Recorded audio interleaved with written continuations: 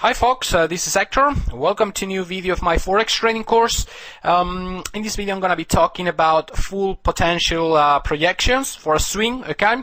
Whenever you are involved in a swing trade, okay, in a swing type of trade, it's always important to know what level it's the possible final extension on the current swing that you are trying to, of course, you're trying to profit from. Okay, that's the final level we will consider to take our profits, because beyond that point, well, the swing is probably considered overstretched. Okay, please remember that this is always from a theoretical point of view.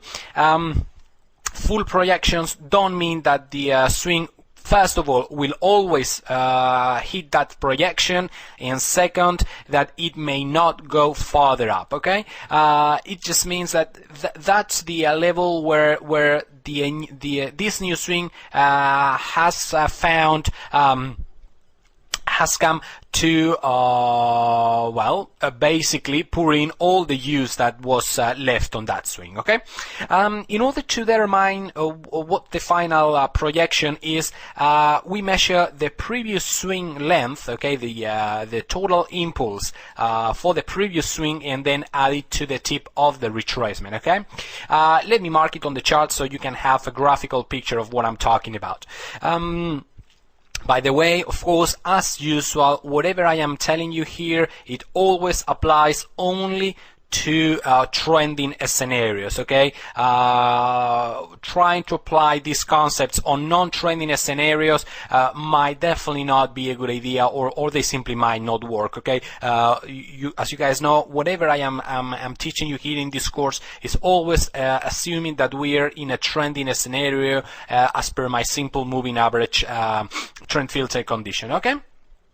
Alright, as you guys know, in a trending scenario, a price basically harmonically swings off the dynamic area of support and resistance. Okay, this area containing price above, as long as price remains above that level, and as long as, of course, the moving averages are still in place, parallel to each other, pointing the same direction, etc., etc., we are considering that the trend is still in place. Okay, all right. So as I was mentioning, a price in any type of trending chart usually swings up and down in a more or less harmonic way. Okay. That's the that's the conditions we are going to be looking for, and in order to, like I say, try to search where the current swing, okay, the swing we are trying to profit from, where might end, or where might let's say run out of steam, we gotta calculate the possible full extension for that swing. Okay, in order to do that, as I was saying, we basically measure, okay, the previous swing total width and the total length, let's say, and then we add it to the tip of the retracement. This being the retracement, okay, and this being the previous swing, we would obviously be looking to exploit this new swing up. Okay. In order to measure that, like as I was saying, we simply calculate what's the total length of the previous swing. Let's assume, like I said, we try to exploit this swing. Okay, so we we measure the total distance from the low of the swing to the top of the swing, meaning this blue line here, this blue segment, and then we add it to the tip of the pullback. All right, right there. This is the pullback. Okay, this is the previous swing.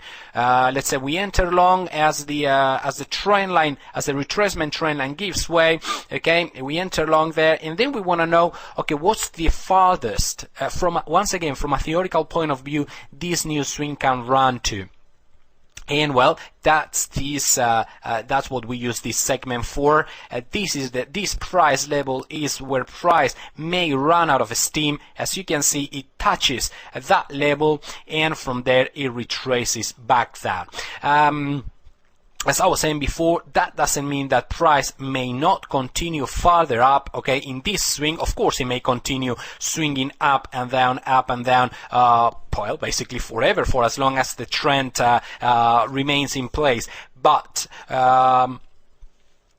within this swing, okay, before a healthy retracement takes place, from a theoretical point of view, the swing should go as far or as much as this level. Okay, as you can see, it touches that level, and from there it retraces about 60 pips to the downside, back to the dynamic area of support and resistance. Okay. As I was saying before, that doesn't mean that it will always reach that level. Sometimes it may fall short of that level, and in fact, if we measure the next swing, I'm talking about this next swing here. If we calculate the previous swing high, distance, and then we try to exploit the new swing up, as you can see, it fell shy for about 8-10 pips here. You see that, guys, how it fell shy of the final projection. That's why it's important to be conservative with your trades, with your target. So let's assume the full projections is, I don't know, let's assume 120 pips. You may want to cut that down to 105 pips. You know, not to try to squeeze every single pip out of the move, because sometimes, you know, markets are not perfect. I always say the same thing, and it may fail shy of the final target for a few pips. Okay, you don't wanna fall into that risk just for the sake of squeezing 10 more pips out of a move. You know, seeing your whole, all your profits be given back to the market as price retraces from that level. All right. Let me show you another example. In this case, the Canadian dollar against the JPY. And we have another beautiful uptrend as per those moving averages, okay? And, well, we have a whole new swing here, okay? And as we see that the retracement trend line gives way, we enter long somewhere around there, and we want to know where this swing might take us to, okay? What level might be the right place to place, the right level to set our final target. As usual, we measure the total distance from the beginning of the previous swing, okay, all the way up to the top of the swing. We have our blue segment, and then we add it to the tip of the retracement, okay? This being the retracement, this area marking right now, okay, I'm basically measuring this swing, trying to know where the new swing, okay, this swing up, where can it take us to, okay? This would be our final target, and as you can see, price in fact overshot up to that level for about 70-75 pips, so, you know, kind of overshoots quite a little bit, okay? But anywhere above that level, okay, as long as we don't get another swing to the downside, is considered, let's say, overbought levels, okay, extended levels. All right. Like I say, once we've broken through this full potential projection, the swing is considered overbought, and a very, very long and violent retracement might be due, okay? At the end of the day, once the market realizes that we are in overbought levels, well, you know, someone might be willing to take some money, you know, cash in some positions, close down some trades, and therefore price retracing back down very heavily. All right, that's one of the reasons you don't want to stretch your targets beyond this level, because any further advance beyond that level may see quite a nice, well, quite a nasty retracement back, and therefore you'd be giving out all the profits that you've been netting on this part of the swing. In my opinion, it's first of all, it's not worth trying to squeeze all the way up to the full potential target. I always like to exit out few pips below that. Let's say if the full potential target is 100 pips, try to aim for 80, 85 pips, okay? Depends on what time frame you are trading. Of course, if you are trading off the daily chart, full potential projection for a swing could easily be, 200, 300 pip projection. In those cases, if it's a 300 pip projection, aim for 250, be a little bit conservative, it's not worth, like I was saying before, trying to squeeze every single pip on the table and just to see the swing fell shy few pips from that final projection and from that retracing back down.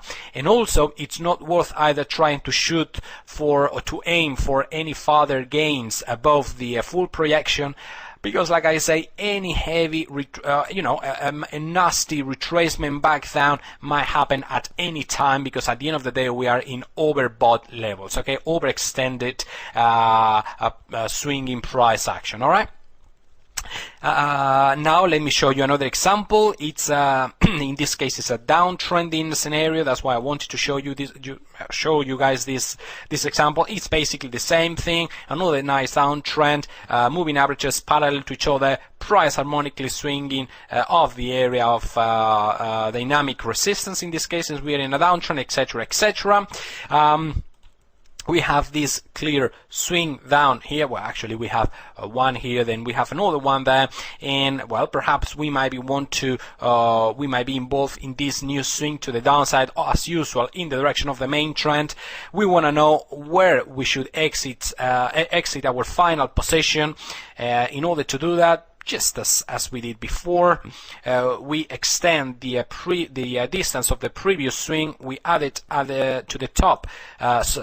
To the top of the pullback of the retracement, and it takes us all the way down to this level. Okay, we found a little bit of hesitation to reach that level. That's why, as I was saying before, don't aim for the full length of the swing, okay, for the full projection of the swing. Be conservative, exit out a little bit before, and most of the times you'll be able to easily get to that level. Okay, you'll be able to your targets will be easily hit. Instead, if you try to aim for the full length of the projection, well, sometimes you might get it, sometimes you may not get it. It's not worth it, in my opinion. In this case, you did get it, but that not quite always happens. Okay, so be conservative with your targets. Exit a little bit before that, and more often than not, your targets should be hit. Okay. That's basically it for this video. As you guys can see, it's a pretty straightforward concept. Simply measure the previous swing distance. As I always say, every swing has two parts. First the impulse, and then you have the retracement. Okay, you have the impulse, then you have the retracement. All right, so simply measure the impulse part of the previous swing, add it to the tip of the retracement part, and you will have the full potential move for the new swing. Okay, always, once again, remember that this is from a theoretical point of view. Okay, it doesn't mean that it will always reach that level, and it does not mean it cannot extend beyond that level. But nonetheless, if you are conservative with your targets, if you exit, let's say, a 15, a 20% before hitting that full potential extension, more often than not, your trades, as long as the trend keep place, of course. You never know when a trend might might bend over and turn around, but as long as the trend is still in place, more often than not, if you are conservative with your extensions, with your final targets, you should be hitting those levels, all right, fairly easy. Okay.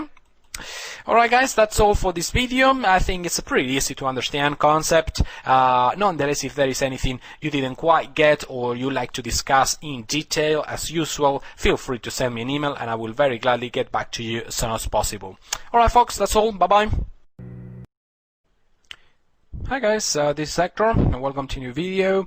In this video I'm gonna be showing you an example as of why you want to be conservative with your targets, with your full potential projections, when it comes to perhaps if there is any round number or any swing low or high in the middle of the way right before hitting those final targets.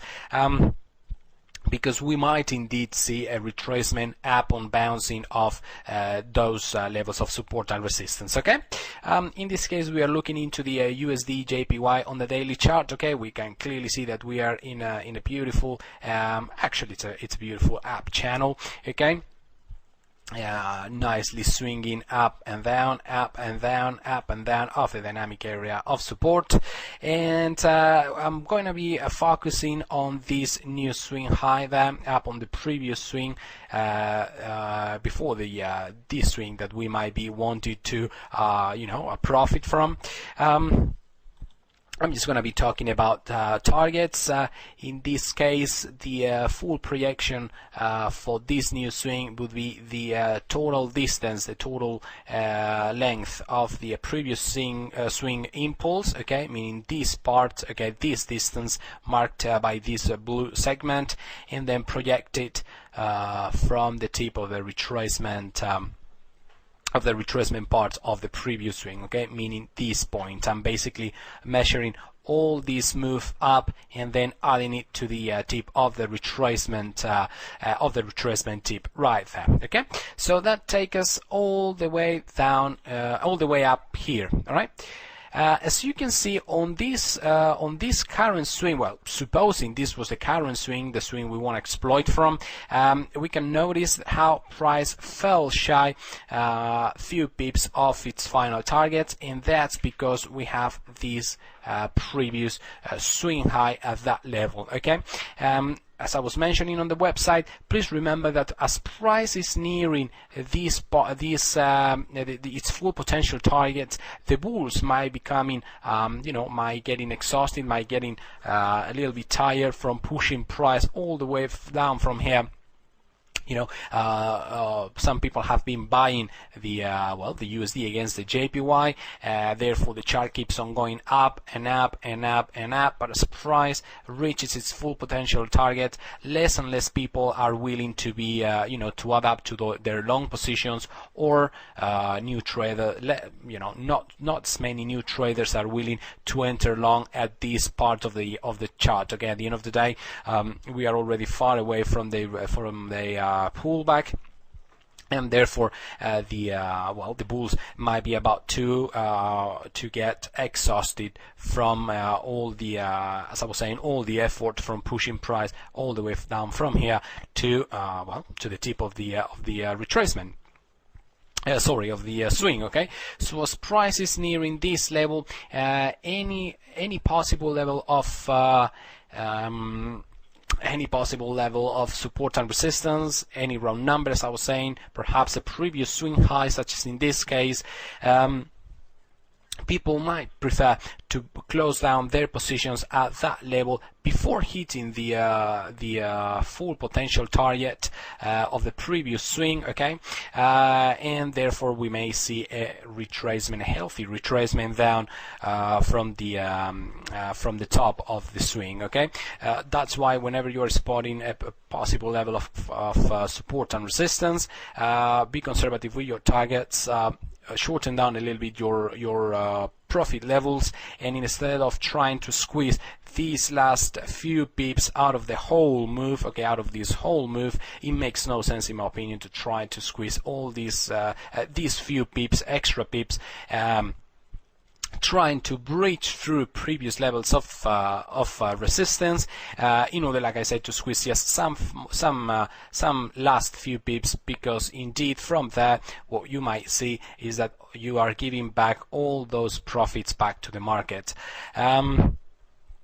So this is just a reminder of that it's always better to be a little bit conservative with your targets, especially if we are about to clash onto a level of support and resistance, and close out your positions a little bit before hitting, first of all, that previous level of support and resistance, and second, the full potential target for the current swing. Okay. Alright guys, that's all for this video. As usual, if you have any question, feel free to contact me, and I will very gladly get back to you. Hi guys, this is Hector. Today is Monday, the 10th of December 2007. It's 35 minutes past 1 p.m. London time. I've just triggered a long entry on the New Zealand dollar against the Canadian dollar based on on a setup on the 4-hour time frame. It was one of the setups that I was following today, and well, it's basically triggered along. And let me try to explain, well, the reasons as to why I've taken this entry, and well, all the elements that are I'm seeing on my charts. Okay. Alright, first of all, like I said, this is a 4-hour time frame. As you can see, well, all the moving averages are nicely pointing up, parallel to each other, etc., etc. No crossover whatsoever, price nowhere near the 100 moving average, etc., etc. The type of price action I like to search for myself. Alright. This is what had been going on last week, a nice push up in the direction of the trend. Basically the New Zealand dollar was strengthening against the Canadian dollar. Then as of last Friday, last Friday we saw a retracement back to former support, support levels. We have the dynamic area of support, which is the area between the 30 simple moving average and the 50. We have this previous swing high right there working as formerly as resistance. Now let me clean up the chart.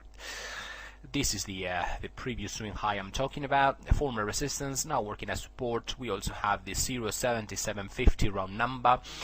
Also we have the 50% Fibonacci retracement right there as well. And well, of course, the dynamic area of support, as I was saying before. Now zooming into the trigger charts, as I was saying, after having retraced back to that confluence of support around the 0.7750, then zooming into the 1-hour time frame, what I'm seeing is a bounce of that area. Alright, so this is the retracement last Friday, as I was saying, basically we found support of that 0.7750 area, then we push back up from there. We found a little bit of resistance right there as the London market opened. We came back down, but we could not take the previous high, alright, sorry, the previous low, this low I'm talking about, okay. Basically up on the final low, price bounced up off that level of confluence of support I was mentioning before. We found a temporary resistance at the retracement trend line. From there, the bears unleashed another attack to the lows of the day, the 0.7750, the key level to keep an eye on today. We could not take this previous low. As I'm saying, you see we are making a higher high, higher low, and well, from that we broke the retracement trend line, we broke the reversal formation. This is a 1, 2, 3 reversal formation, by the way, guys. 1, 2, 3, and off it goes. All right, 1, 2, 3, and off it goes, breaking the retracement trend line, breaking the aspect number 2. Okay, this the W formation midpoint right there. This is a bullish reversal formation, by the way, guys. All of you guys who are not familiar with this formation, this is a reversal bullish formation, okay, right off an element, a confluence of support, and well, you know, we have the inverted W, inverted M or W or 1, 2, 3 formation, whatever you want to call it, with a trendline breakout right off the a confluence of support in an uptrend as we've seen on the 4 hours time frame. So you know, I'm basically long, effectively long in this trade. I think I have a few elements working in my favor. I believe I have the odds, you know, in my side. Well, I've triggered my long entry at 0.7817. All right. Stop loss as usual placed down here. Below the last pullback.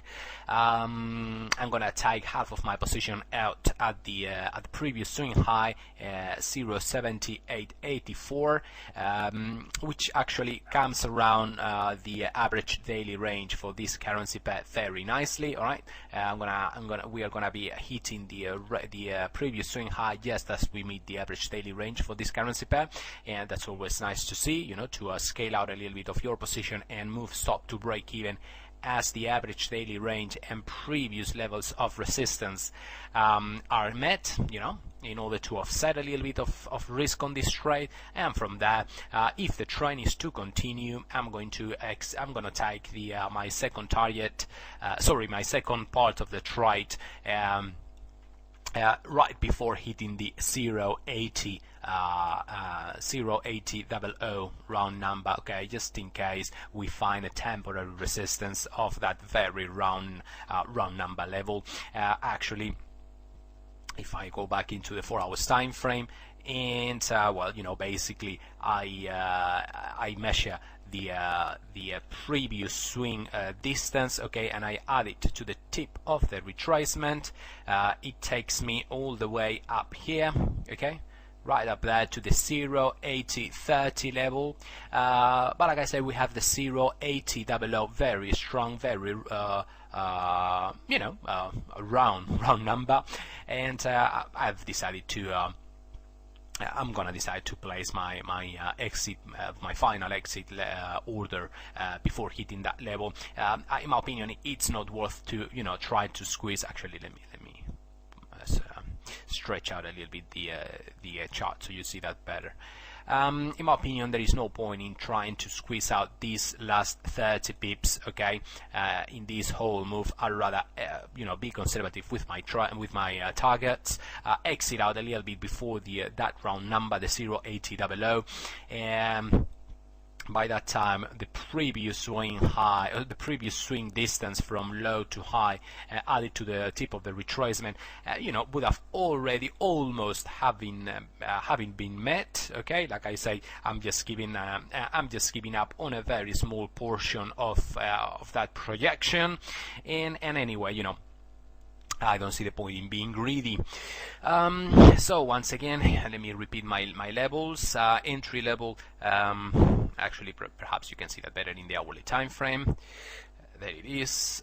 Entry level, once again, 0.7817.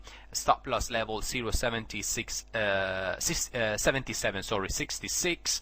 First target right there, right above, below the previous swing high at 0.7884, and final target 0.7995. So I was saying, few pips before hitting the next round number.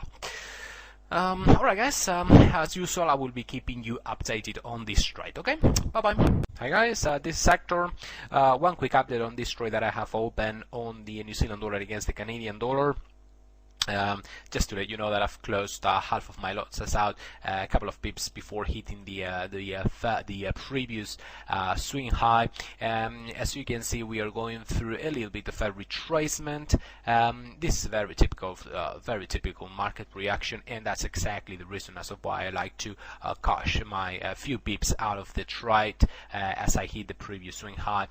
Sometimes, you know, when the swing hits the previous swing high, well, you know, many traders, such as myself, at the end of the day, I'm doing this very same thing myself, like to close out a portion of their trades, and therefore price is bound to react a little bit off that level, right? Anyway, like I say, I've taken half of my lot size out for plus 62 pips. Stop has been trialed to break even right there, and well, I'm gonna let the second half of the trade run to either its final target, or, well, you know, until I am stopped out at break even, like I say. All right, folks, whatever the outcome is, I will keep you updated. Bye bye. Hi guys, this is Hector. Today is actually, it's been 2 days I had this trade open. Today is the 12th of December 2007. If you remember, 2 days ago I opened a long trade on the New Zealand dollar against the Canadian dollar right there. I took half of my position out there. It retraced back almost to stop me out at entry levels, but from there, thanks God, price today has been moving up, and it's finally hit my final target for plus 165 pips on the second half of the trade. Alright guys, that's all for this video. Bye bye. Hi everyone, this is Hector again. Today it's Monday, the 26th of November 2007. It's 45 minutes past noon London time, and what I want to show you a short trade I've just taken, and what I'm gonna try to explain the pointers of why I've, like I say, I've taken this trade. Okay, it's a short entry on the Australian dollar against the Swiss franc.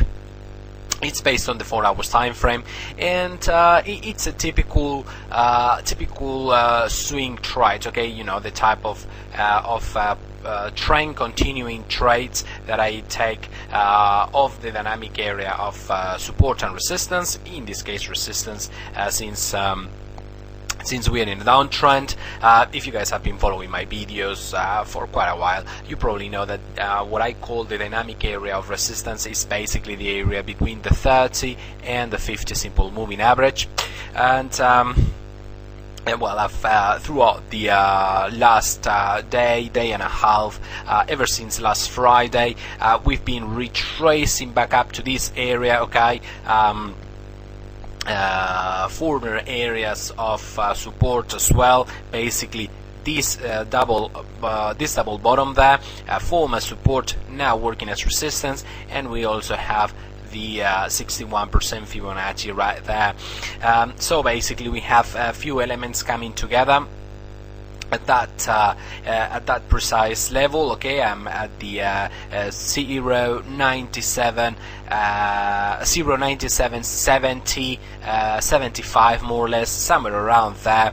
Like I say, dynamic area of resistance, previous swing low, this low I'm talking about, the Fibonacci retracement, etc., etc.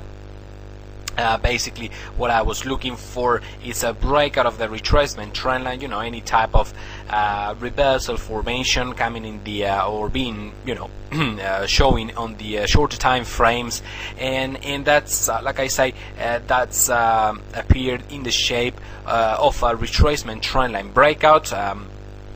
Now I'm showing you my trigger chart, which is the hourly time frame. Basically, this is the retracement trend, and marked in red, the one I'm talking about. Basically, we've seen a breakout of that retracement trend line with a 1 bar pullback. Actually, let me zoom in a little bit, just in case you guys don't see that properly. Okay, right there. We have a breakout here with a 1 bar pullback. Okay, signified by that spinning top. Spinning top, doji, whatever, it's more of a spinning top, right below the 0.9750 level. Okay, actually throughout the most of the London session, or even Tokyo session, actually, we've been moving sideways. Okay, as you can see on my screen. All right.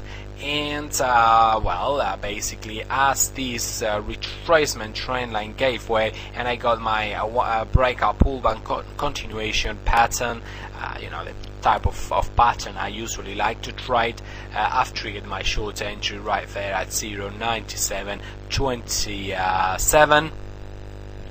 As we made new lows up on the breakout, in order to, well, basically betting on a continuation of the main trend as seen on the 4-hour time frame, which is the chart that you are seeing right now. Okay, so basically, like I say, typical swing formation, aiming to exploit a whole new swing to the downside, and while triggering the trade upon a confirmation of a breakout of that retracement trend line, upon a bounce of many elements of a few elements of resistance that I saw above that, like I was saying, the previous swing low, the Fibonacci retracement, dynamic area of resistance, etc., etc.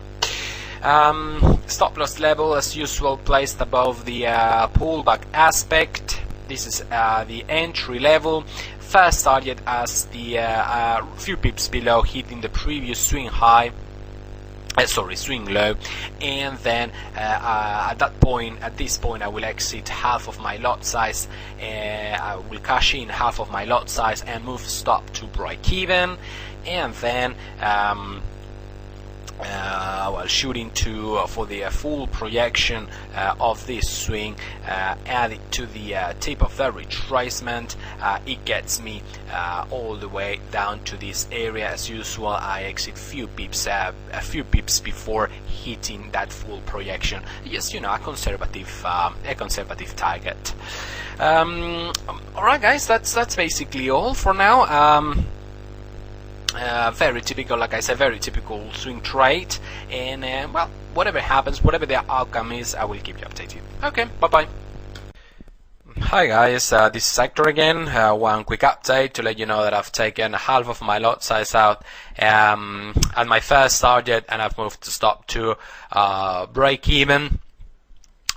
Pretty painless trade so far. Upon entry, prices moved right away in my direction. Hopefully we'll continue through towards my second target, which is sitting about 100 pips below. But nonetheless, like I say, I'm moving to stop to break in because, well, it's rather late, quite honest, and I'm going to bed. Anyway, whatever happens tomorrow, I'll keep you updated and I'll upload the trade on the blog. Okay, bye bye. Hi guys, this is Hector again. One final update on this trade. Today is the 28th of November 2007. It's 10:30 London time, 10:30 in the morning London time. And as you can see on the second half of the trade that I had opened since 2 days ago on the Australian dollar against the CHF, it was a short entry from here. I rode it all the way down where I took half of my lot size out and moved a stop to break even. And well, as you can see, upon taking, like I say, half of the lot size out, the second portion of the trade remained opened, hoping to squeeze some more profits to the downside, but instead it's been my stop loss, which was placed at break even or trailed down to break even, has been stopped out. I scored 208 pips on the first half of the trade.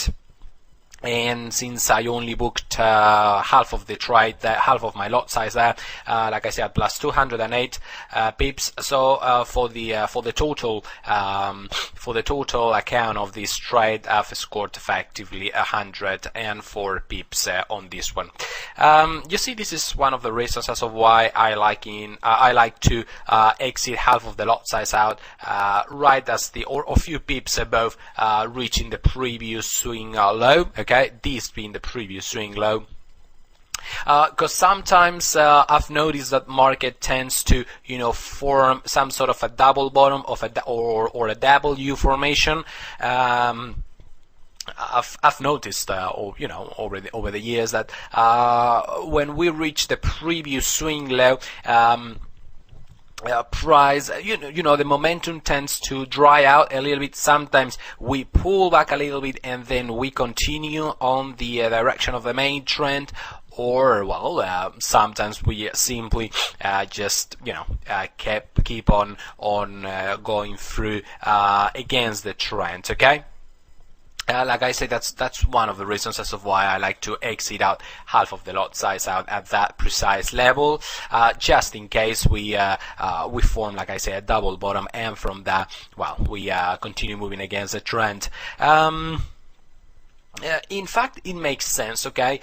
Price, in my experience, move in the direction of the trend so much faster before making new lows than after having to make new lows. At the end of the day, you know, in this portion of the trade, the market doesn't have to make an effort in order to score new lows for the day, for the week, for the month, depending on what time frame you're trading.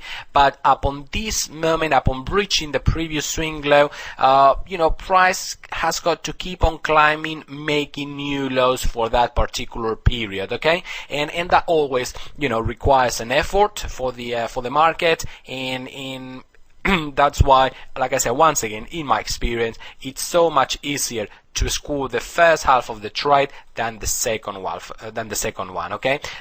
So like I say, that's one of the reasons I like to scale out a little bit of profit at that level, move the stop to break even, and from there, if price does have, if this trend has the momentum enough, you know, to keep pushing down, well, great, I will score further profits. If not, I know that at least I've cashed in some money on the bank, and my stop loss is secure to break even. Alright folks, that's all for this video. Bye bye. Hi guys, this is Hector. Today is Thursday, the 17th of May 2007, about noon Euro London time. Alright, I'm looking into the EuroCat in the 4 hours time frame. Okay, I'm liking as usual my moving averages formation in order, parallel to each other, pointing in the same direction, nowhere near the 100, etc, etc. I'm liking what I see a possible short entry to the downside. Okay, we are seeing, we are finding some resistance at previous retrace trend line. Okay, at this level around 149.50. Right there. Also, if we measure the whole week's swing down, we've banked onto the 50 Fibonacci level. And of course the dynamic area of resistance, so a number of factors working as resistance above us. If we zoom into the shorter time frames, what we see is a area of sideways consolidation, alright, right there for the last few days. Okay, yesterday on Monday we saw a nice move down, alright, on Tuesday we saw a nice move down, okay. On Wednesday, meaning yesterday, we saw a sideways channel. If we look at this bar on the daily chart, it will be show is very, very likely a doji, okay, or a spinning top. This is the beginning of the day, the end of the day, the high, the low. You link that up, and you got a spinning top, meaning consolidation. Okay, it's a very typical formation that I usually look. Thrust down, thrust down. Market takes a breath, some consolidation, and another thrust down. All right. Moreover, I'm liking the how we've already broken one retracement trend line, making lower highs. Okay, we have one final retracement trend line. We've seen the breakout, perhaps now the pullback. You see the current the live price right now. Okay, you see that last bar, a green bar, perhaps it's a 1 bar pullback. So I am liking a possible thrust down, regaining momentum to the downside, breaking yesterday's low, breaking the 149 round number, psychological supports as usual. And from there, if we break all those levels of support, like I said, the round number, yesterday's low, the last trend line up, a sideways consolidation range bottom, etc., etc. I've got a sell stop order set at 148.95. okay, if we regain momentum to the downside, I will get automatically filled, and I will be riding this beauty to the downside. Of course, if I see that from here price continues up, this green bar we are going through right now is actually not a 1 bar pullback, but the beginning of a new move to the upside, to the higher end of this consolidation range, I will void the whole setup, okay, and wait for a new entry opportunity. All right. Alright guys, I will keep on updating this whatever happens in this trade, either whether I get filled into the downside or whether price continues up and therefore cancelling this setup. Bye bye. Hi guys, just a quick update to let you know that I'm in the trade. Okay, I entered not long ago, a few minutes ago. So far I am about 4 pips in profit. Anyway, so position triggered, final target around here at 147.75, stop loss up here at 149.25, and I'll just keep on updating on this trade. Okay, bye bye.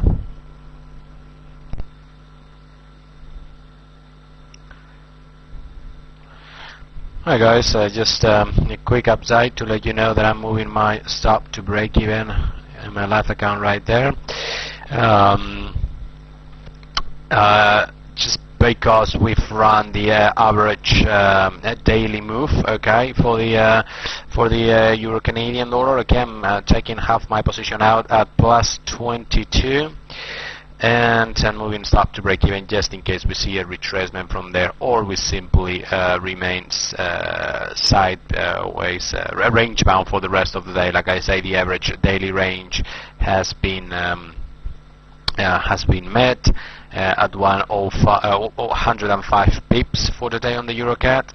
So I'm gonna play safe, bank those 22 pips. I have already on my live account, and let the other half run. Okay, now it's a free trade. That's what it's all about. Okay, guys. Bye bye. Hi guys, another quick update. If you remember, I took 22 pips, half the position out of the table at this level when we hit the average daily range plus the 148.50 round number. I wouldn't be surprised to see small retrace here. I've decided to move my stop loss back a little bit to 149.10 because, like I say, we are clearly in a downtrend and a little pullback is expected from this level. Alright, I would not be surprised to see a move back down, then a retrace and a continuation in the direction of the main trend. I don't want to be knocked out for any random small 15-20 pips retrace, okay, back to entry level, just to see the swing turning around and continue in the direction that's supposed to be going in this downtrend. So I've moved my stop back to yesterday's low. Yesterday's low was 149.00. I've moved it 10 pips above 149.10. In case like I said, we have a small retrace and perhaps a continuation to the downside. Okay, I do expect a small retrace from here. I don't want to get knocked out by it, so I don't mind eating up a little bit of loss in this second half of the trade because I have already scored a profit. So this is my entry level, this is my new stop loss, and this is what I've banked half of my position out. So if I have already on half of my position this entry, this profit, okay. If on the second half of the trade I score this loss, I will virtually get out of the trade at break even. Okay, so even if I move my stop up to 149.10, it's still a risk-free trade. Okay. And this is where the in-trade management policies and common sense come in play. Okay, nonetheless, even if I get stopped out now, right now at 149.10, it's still a no loss trade. And I want to give price a little bit more of breathing room, okay, for a continuation of this. As I was explaining before, nice move down, consolidation, and another move down. Okay, so I'm gonna give it some more. I'm gonna give it the benefit of the doubt. I'm gonna give it some breathing room. All right, and see how it goes. All right, guys. Bye bye. Alright guys, just a quick update to let you know that I've closed the trade on EuroCAD 4 hours time frame at 148.05 for plus 72 pips. Stress-free trade, taking about 6 hours to reach the maximum, the final target. No problem whatsoever.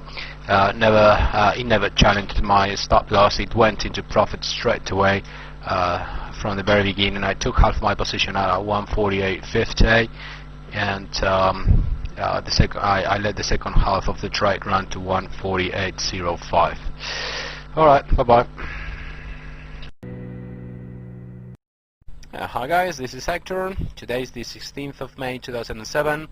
It's about noon London time, and I'm considering a short entry on the sterling pound at the 4 hours time frame. First of all, I must say that this is a risky trade. Okay, it's a trade with it's not that orthodox setup. Okay, I'm seeing some different technical analysis factors that I do like. However, this is not what I would consider a conservative trade. All right. Okay, first of all, let's have a look at the daily chart. I'm seeing a trend line break right there, you see, broken with momentum, quite a heavy momentum actually, last week on the way down. You see, now we are retracing to the way to the upside. Okay, actually we can see that better on the 4 hours chart. Let's zoom into the 4 hours chart. There we are. Last week we broke with momentum on a massive almost 200 pip range day, the breakout of to the upside that we saw on the daily chart. Okay, now after that breakout to the downside, we've just gone through actually yesterday with the retracement part of the swing down. We've banked onto the 50% Fibonacci, also last week's low right there. Okay, this level's been working. There's a level that's been working as a support and resistance, two of them actually. First one is this one. Okay, previous week's low. I'm hoping it to work as resistance today, and moreover we have this level. Alright, let me draw that properly. This level, the 198.50 round number level, right there, and now working. It's been working as an intraday resistance. Sorry, it's intraday support. We've broken below that level. We are now going through the retracement part. Let's zoom into the 1 hour chart for a clearer view. There we are. Okay. That level, the 198.50. Working as resistance there, working as support now, being broken, being retested, and I'm looking into continuation of the move to the downside. Okay, we are seeing an M formation. It is one of the reversal formations I tried, especially. It's like I always say, reversals are not about the formation in themselves, but where in the chart they actually happened. That's why I zoom into my setup chart, which is the 4 hours chart. You can see that it's banging onto the dynamic area of resistance. Moving averages all pointing down. Okay, more or less parallel, a little bit snaky as you can see. Moving averages parallel to each other. all pointing down, a little bit snaky, to be honest. That's what I'm saying. It's a rather risky trade. It's not very conservative. Okay, there is a higher component of risk in this trade that I usually take. Anyway, this setup is is developing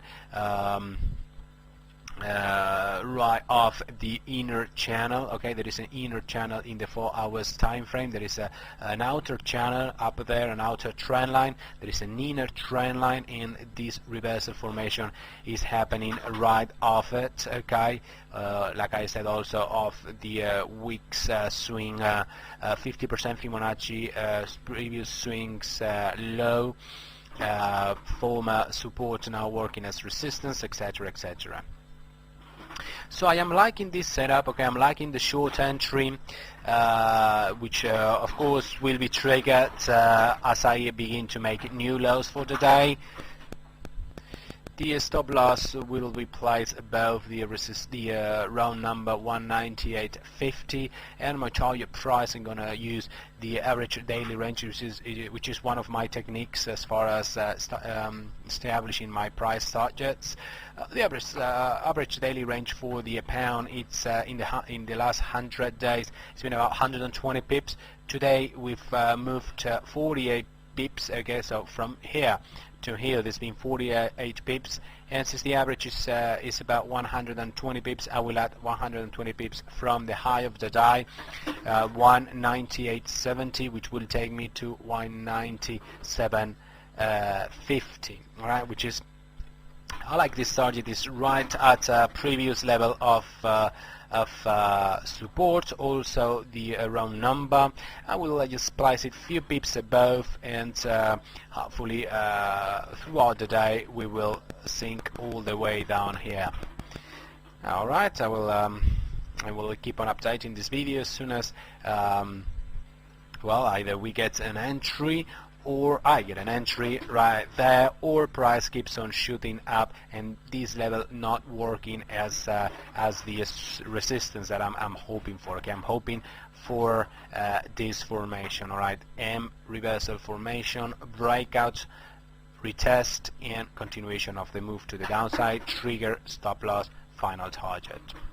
All right, guys, bye bye.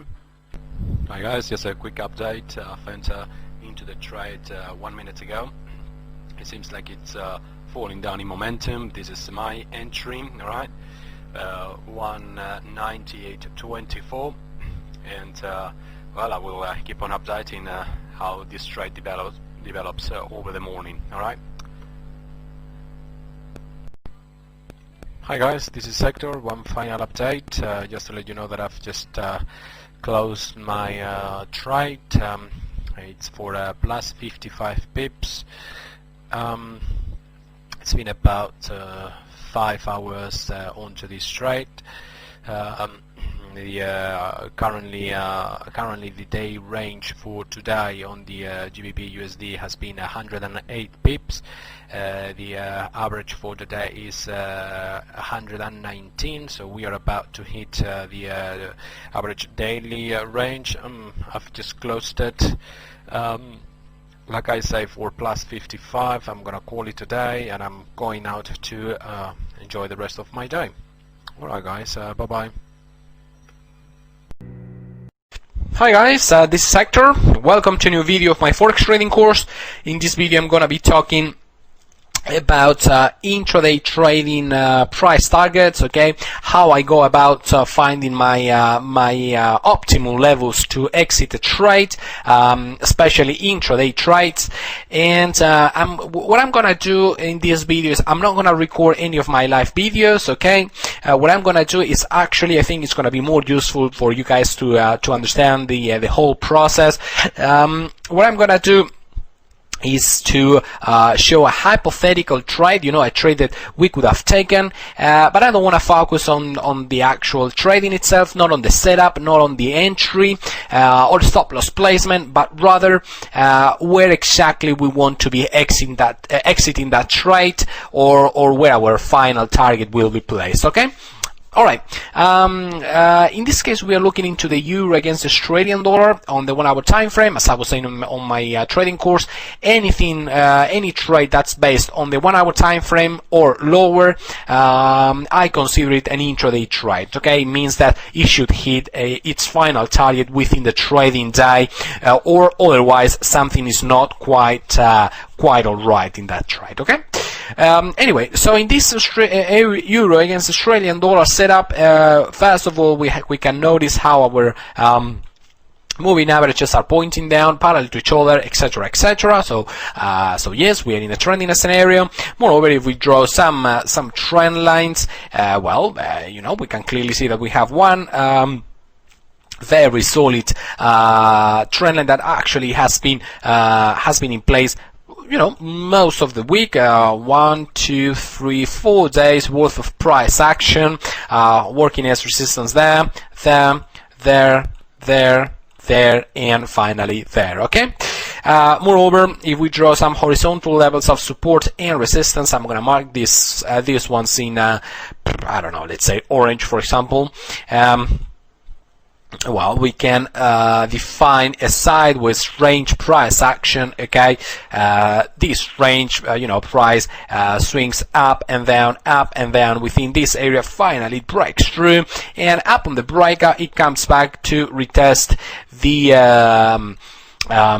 former channel bottom, former support, now working as resistance, and let's assume we zoom into the short time frames and we find an entry, a short entry, of course, at that level. Okay, like I say in this video, I don't wanna focus on the entry or on the setup in itself. I wanna be focusing on the targets in itself. All right. So let's assume I find an entry at this level. More or less somewhere around there. Okay, I'm gonna mark this level in light blue. Okay, that's my entry point. Then I'm gonna mark my stop loss. Of course, stop loss would be placed up there, up the previous swing high, the previous bar high. That would have been my stop loss. Okay, that's my entry, that's my stop loss. But now I'm gonna determine where do I want to exit this trade, or well, you can never, you know, it's not up to you whether your trade will reach your final target or not. But at least as a trader, you gotta try to find what's the most optimal level, okay, to place your exit limit orders. Okay, in this case, as I mentioned on the course, I'm going to be using two techniques and I'm going to be blending them together. Okay, first of all, I analyze the average daily range, which, as you can see, by the way, this indicator, okay, showing both the you know, the trends in different time frames for this particular currency pair, and also the average daily range. You can download it at the last chapter of this trading course. Okay, feel free to download it if you wish. The average daily range for this currency pair has been 247 pips, as we can see right there.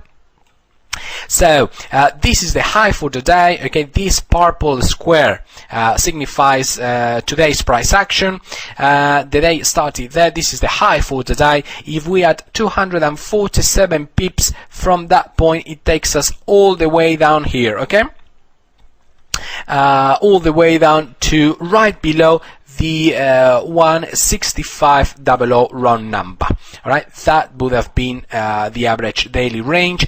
And now we want to pay attention, or we want to seek for the what's the closest round number within that average daily range, not beyond. Okay, not beyond, within that average daily range. And the closest round number is obviously this one, the 165.00.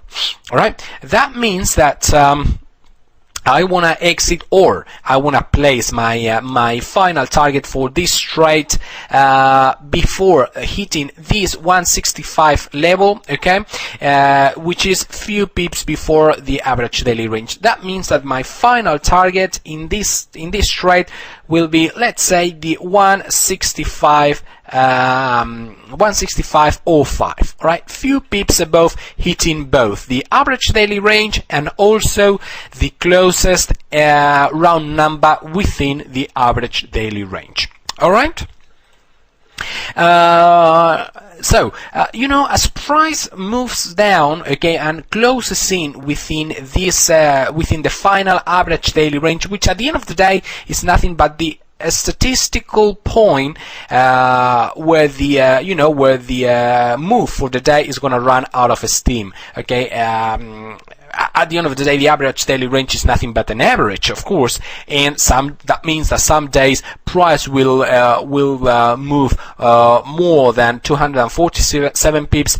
Some days will move less, but from a statistical point of view, as an average, it moves 247 pips. Okay, so that means that for this trading day, once we hit that 247 pips of a move for the day, price might be losing steam. Okay. Moreover, we've already studied how round numbers work as support and resistance. Okay, as you can see here, the 166.00 level worked for a number of bars as the support, and also the 165.50 worked as resistance. Okay, throughout the day, most of the trading day, price has been moving within these two boundaries until it finally broke to the downside. Okay. In my opinion, always, actually, if you have a look at the previous day's lows, always also come around the 166.50, and the day's high, okay, also come around the 168.00. As the trade wears on, okay, as the trading day moves on and unfolds, and price hopefully keeps on moving in the direction of the main trend, meaning in our direction at the end of the day, since we are short, and price keeps on scoring new lows, okay, and getting closer step by step to the average daily range. Less and less people will be inclined to join short on this down move. Okay. At the end of the day, traders are not stupid. They know when a particular currency pair has already given out most of the use for the day, and therefore, as price keeps on moving towards the average daily range, some signals of exhaustion might show up. Okay. Less and less buyers will be inclined, like I say, to rejoin short in this downtrend, and therefore the move will carry less and less strength. Right?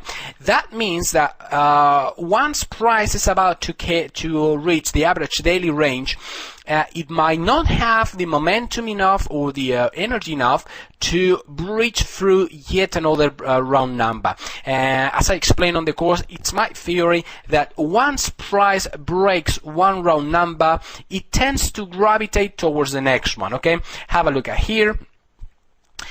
This round number, the 166.50 round number, was working as a double bottom. Once it breaches, it goes all the way down right to the next one at 166.00 before retracing back up to, of course, the round number right above 166.50 once again. Okay, so in my opinion, in my experience throughout the trading years, round numbers do work some sort of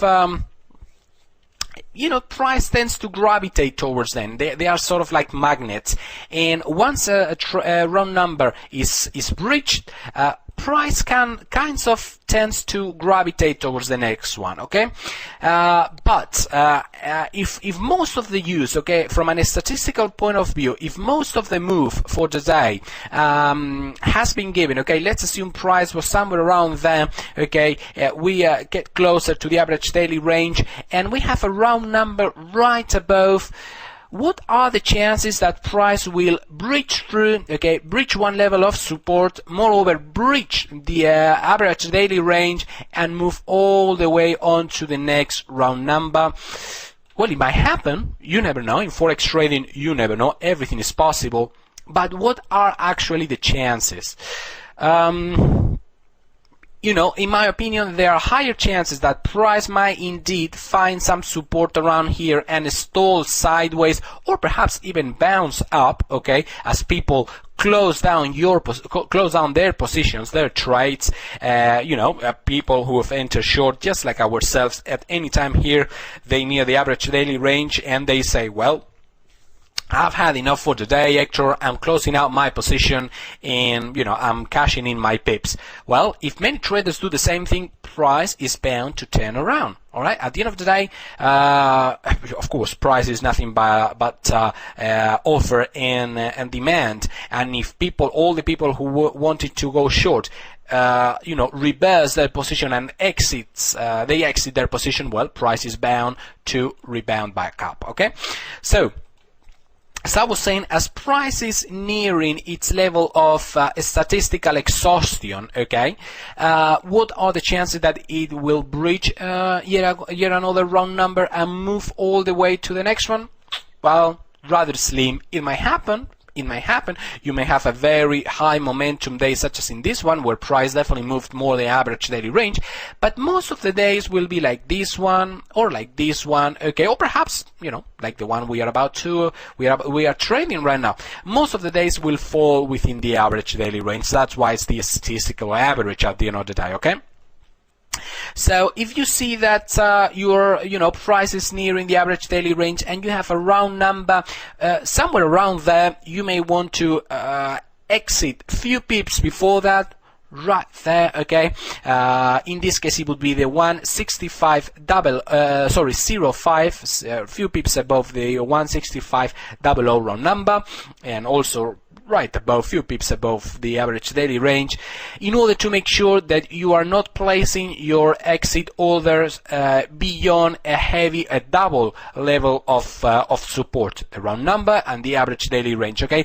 Price might, like as I was saying, stall around or even bounce back up, okay. And you know, it's not worth incurring the risk of you know, for the sake of squeezing some more pips out of this trade, incurring the risk of seeing a whole reversal and giving back all your profits back to the market, okay. It's best to be conservative, place your sell stop a few pips above, your target level few pips above the round number, above the round number that's the closest to the average daily range, few pips before hitting that level, like I say, and there are high chances you will be first of all, you will score your target, and second, you will avoid the possibility of seeing your trade being reversed against you, okay, and therefore giving back all these profits back to the market, okay. Alright guys, that's basically all. I think it's a fairly easy concept to understand. It's just blending the statistical daily move of a currency pair with the levels of support, with the intraday levels of support and resistance, which are the round numbers. You blend it up, you try to search for the most optimal or the critical area, okay, of support. At least from an intraday point of view, we've already determined in this case that it was around the 165 area, and simply exit few pips above that level, okay. You do that, and I reckon most of the times, most of the trades, you will be exiting at the well, you know, at the best possible level to exit your trade off, okay. You will have scored 80-90% of the average daily range, and you will be avoiding the possibility of a turnaround, okay. Alright guys, that's all for this video. I hope you understand how I place this my intraday targets. I hope you understand the concepts within this video, but if you don't, as usual, feel free to send me an email and I will very gladly answer back all your questions. Alright, okay folks, that's all. Bye bye. Hi guys, this is Hector. I'm recording a video now. I want to show you some examples of stop loss placement. I've prepared a number of examples, and we're going to begin right now, actually. basically the rule of the thumb as far as stop loss placement is concerned, at least in my point of view, is that stop loss should be placed few pips behind the event that got me into the trade. Okay, in my opinion, enduring larger than necessary stop losses it's basically a mistake. Okay, it's best if the actual entry, the actual event that got you pushing the entry button, okay, on your trader station is violated, you are better off getting off the trade with a small loss.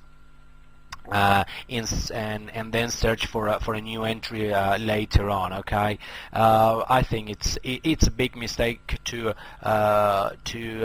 put your stop loss behind your next level of support or resistance of whatever.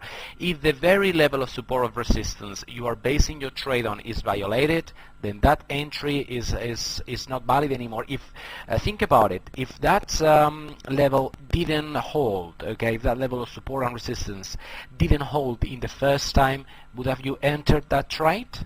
No, you wouldn't have. Okay, the reason as of why you've entered that trade is because that precise level is holding for the time being. So if that level, once you are in the trade, if that level is broken, then why would you keep the trade open? Okay, just exit out, take a small loss, right, and search for the next trade. Okay. That's my policy as far as stop losses is concerned. I like to keep my stop losses as minimum as possible, all right, and that's about it. All right, now we're gonna start with a trade that I'm actually following right now. Is the Euro GBP in the 30-minute chart. This is actually live chart right now. Okay. Anyway, I don't want to focus on the trade in this video. I don't want to just confuse you guys. I'm going to be talking about stop loss placement in this case, all right? Basically trading, as you can see, in the direction of the main trend, moving averages the way they should, blah, blah. A new swing down, overnight consolidation. We broke down this range. We have just pulled back and retested the bottom of that range right there. You see there? We broke down. We broke out the range. We've retested that level of support or resistance. It seems like it's holding. Okay, all this level that had been working as support in the Tokyo session, it's now working in the London session as resistance. This was support, this is now resistance, okay, and if we make a new low, I will trigger my short entry. Where is my stop loss to be placed? Just a couple of pips above there, okay. Actually, I've punched in my sell stop order already, right? As we pip below, my trigger will be my entry will be triggered, and this is my stop loss, just 1-2 pips above the tip of this retracement, above the high of this bar, okay. Some people would actually leave their stop losses above the overnight range. We've been ranging here overnight, and they say, okay, if the range bottom didn't work, perhaps the range top will work as resistance. My understanding is, why would you stretch your stop loss? You are basing your trade on the fact that this level, former support, okay, is now working as resistance. If upon entry, imagine price decides to retrace and takes out this level, okay, you wouldn't have taken this trade on the first in the first time, right? So why would you keep it open? If this level that's been the actual base of your trade, okay, what you've actually based this trade on is broken, then the trade is valid no more. This breakout is valid no more. So just close out, okay, and that's about it. All right. So, like I said, in a pattern breakout, okay, you guys know, if you read the breakout chapter, the way I trade my breakouts is we have a thrust up, then we have the period of consolidation. The way I trade breakouts is wait for the breakout, the pullback, and the continuation aspects. Okay, you can read all about this in the breakout section. The 1, 2, 3 aspects. My stop losses, my entry is always when we take out the initial breakout thrust, meaning the in this case this thrust, okay, the breakout thrust. Then we have the aspect number 2, the pullback, which is this this portion of the chart. And now if we continue to the downside, right there I will trigger my short entry right there. My stop loss is going to be placed below the pullback, okay, 1-2 pips below the pullback, right there. You see that? All right, is that clear enough? I hope so. Okay, that's how I place my stop losses on breakouts. Okay, all right, let's go now for the next example. The next example is the New Zealand on the against the American dollar. New Zealand dollar against the American dollar on the 1 hour time frame.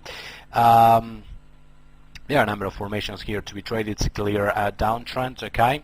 And personally looking into this clear, into this crystal clear flag formation. This is the ball of the flag, and this is the flag in itself, very clear. As it breaks to the downside in there, it's time to zoom for the shorter time frame, for the trigger frame on the 15-minute chart. We saw clearly that we had the breakout, the pullback to breakout level, and from there we made a lower low, okay, beginning a new swing down. So if you tag this entry right there as you make a new low, where's the stop to be placed?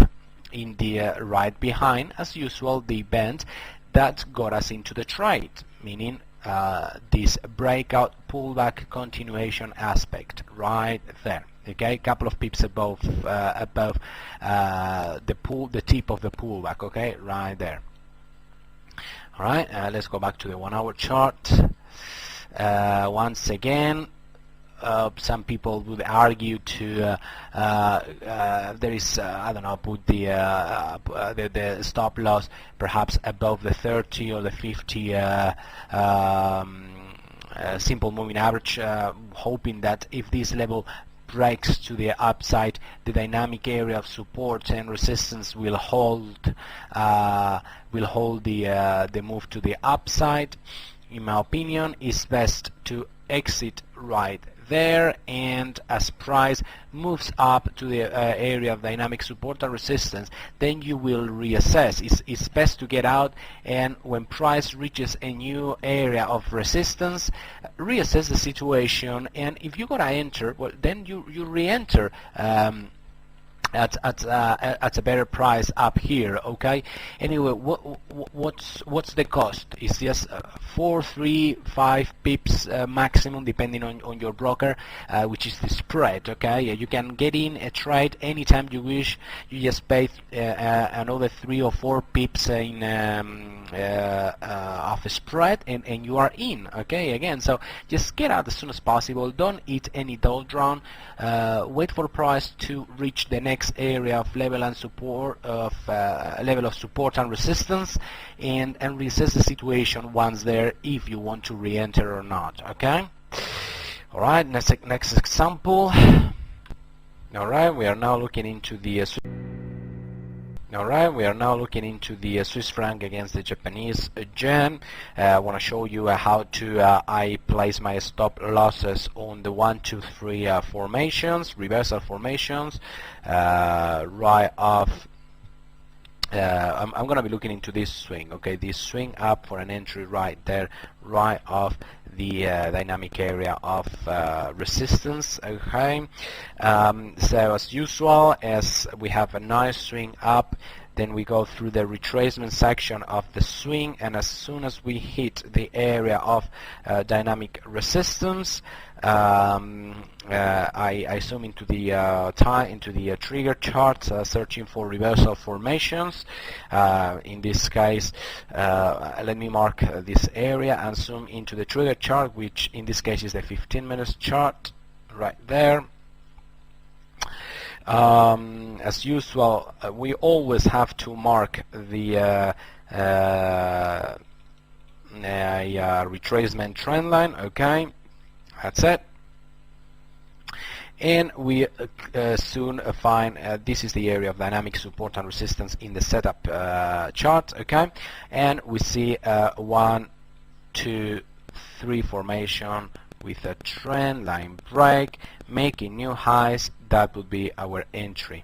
All right, our long entry. Where's the stop loss to be? Well, the stop loss to be is behind the event that got me into the trade. The event that got me into the trade is this 1, 2, 3 reversal formation, isn't it? Okay, so there are two ways of trading, of placing your stop losses on a 1, 2, 3 reversal formation. Okay, one of them is a conservative way, placing your stop loss below the low of the whole formation. Okay, meaning below the aspect number 1, and the aggressive way is below the aspect number 3. I personally place my stop below the aspect number 3. I like to keep my stop losses as minimum as possible, because if let's say I enter right there, price goes up, but then decides to turn around and makes a new low. Okay, a 1, 2, 3 formation is all about in a downswing, when you are making lower highs, lower lows, lower highs, lower lows, lower highs, lower lows, then you make a higher low, and finally you make higher highs. That's what a reversal formation is all about. Okay, basically you break the pattern, okay, that that you've been you've just seen in the chart. Okay, I repeat, 1, 2, 3 is basically nothing but breaking this pattern: low, lower high, lower low, lower high, lower low, lower high, lower low, another high, a final high, and then a higher low. You see the higher low right there? You see that? And then you make new highs. All right, you see this reversal formation breaks the pattern that we've just been going through during this retracement area. Okay, that's what a reversal formation is all about. So if I have this 1, 2, 3 formation, okay, I enter my entry, price goes up but turns around and begins to make again lower lows, then that's not a reversal pattern anymore, guys. That's the reversal pattern. The very nature of the pattern is broken. Okay, the nature of the reversal pattern is making higher lows as opposed to lower lows. You see all those lower lows there? Okay, so that's why I personally play the 1, 2, 3 formation, placing my stop loss below the aspect number 3 as opposed to below the aspect number 1. Alright, okay, next example. Okay, next example is the euro against the CHF in the 1 hour time frame. In this case, I'm going to be trading, or I'm going to be showing you how to trade a breakout of one particular level of support and resistance, and more specifically where to place the stop loss. Okay, it's basically nothing but a triangle breakout. Okay, you see the triangle? Oh, Jesus, 1 second, guys, sorry about that. That's the triangle. See? You have, it's a flat top triangle. Okay, you have a level that's been working as a triple top, once, twice, and 3 times, whereas you are making higher lows. Okay, it's basically a flat top triangle. I will not lie to you, guys, it's basically the same thing again. Wait for the breakout, the pullback, the continuation pattern, and place the stop loss behind the pullback in the setup chart. Okay, obviously I'm trading in the direction of, we are trading in the direction of the moving averages, meaning the market sentiment building pressure to the upside, and eventually this level gives way to the upside. Okay, with a breakout right there. Okay, let's. This is the hourly chart, so our trigger chart will be the 15-minute chart. That's the area where the breakout takes place. Breakout, retrace, and it makes a higher low right there. Okay, that's where we trigger the long entry. Breakout, retrace, off it goes. Where's the stop loss? Right there. Okay, this is the retracement, the pullback. Okay, this is the breakout. Whoop, sorry about that. This is the breakout. This is the pullback, and we make a higher high right there, and this is a continuation. It took a little bit of time to take off, but nonetheless it eventually did, and off it went for a new swing to the upside. Okay, so once again, the stop loss, where is to be placed? As usual, below, few pips below the pullback. This is the pullback, so the stop loss is to be placed right there. Okay, breakout, stop loss, pullback, continuation, make new highs, stop loss below the pullback. Okay, it's basically the same routine always for any type of breakout. It's, like I say, is the way I personally try them, and the way I personally place my stop in any type of trade. Okay, always behind the event that got me into the trade. Okay, just ask yourself, okay, why am I taking this trade? Okay, why am I pushing the buy or sell button at this precise moment? Well, I am pushing the button because of this breakout formation, nothing else. Okay, that's the very reason as of why I'm pushing the bottom. Okay, well, if I am pushing the bottom because of this event, if this event is violated, if price retraces and makes a lower low, I'm interested in this setup no longer, so I am out of the trade. Okay, always ask yourself, what's getting me into the trade? Place your stop loss few pips below that or above that in for a short entry, and you will be picking the right spot for a stop loss, as far as I am concerned, at least as far as my understanding of stop loss placement should be. Alright guys, if for whatever reason you have a setup that you can't find, or you didn't know where to place your stop or whatever, I'll tell you what, just send me the chart, okay, send me an email, and I'll let you know where I would personally, in that precise setup, where I would personally place my stop loss. Alright, but like I say, it's always the same thing. Okay, it's always the same routine. Ask yourself, why are you getting in?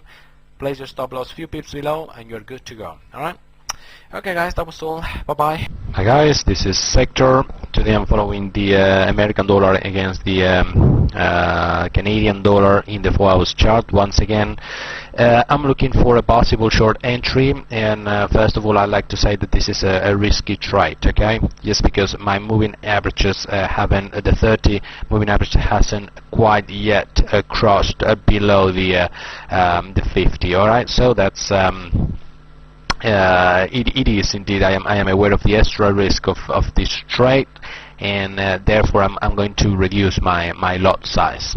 Okay, but I'm looking into a downtrend. Okay, I'm liking a short opportunity here despite the extra risk. I'm liking how this area, the 110.50 that had been working as support, is now working as resistance. Also how we've banked on the whole weekly swing move to the downside. We've just banked off the 50% at Fibonacci and the area of dynamic support and resistance. If we looked into the hourly chart, we see a 1, 2, 3 formation, okay, with a trend line that's about to give way and make new lows for the day. That's why if we resume the move down, making new lows for the day, my sell stop order will get triggered at 110.17, 110.18 more or less, okay? Actually, it's 110.20. Okay, I have it set. So as if we resume the momentum to the downside, if this area and this reversal formation actually does confirm, okay, as a reversal formation in the direction of the main trend as seen in the 4 hours chart, I will automatically get filled to the short side with a smaller lot size than my usual trades, because like I said, this is a higher risk than usual setup. Alright.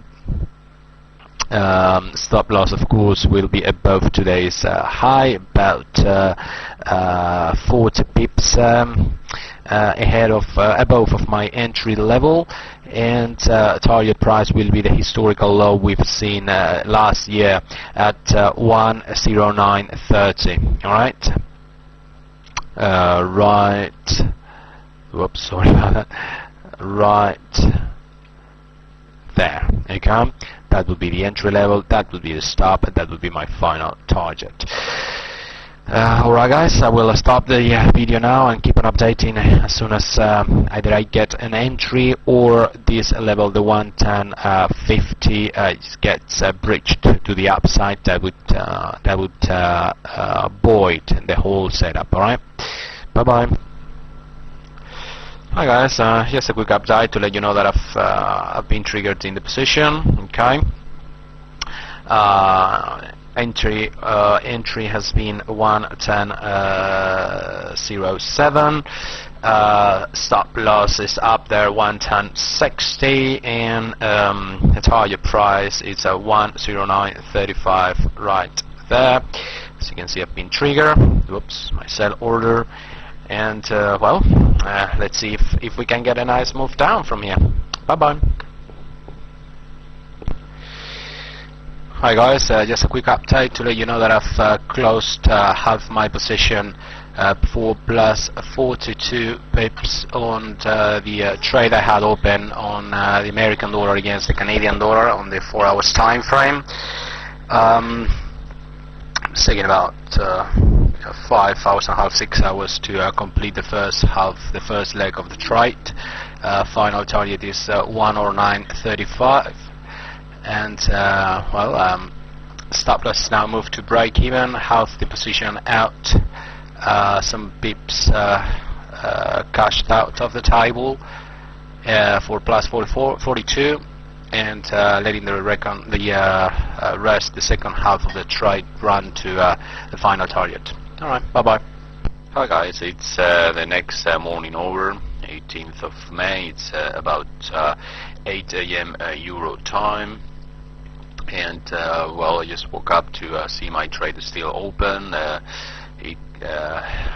closed half here. It retraced overnight to entry levels, actually quite challenging my stop. It was within 5 pips of my stop loss, but the round number 110 and the previous week's low held the dive. That's why I decided to leave stop at behind that level. Okay, about 10 pips behind my entry level right there.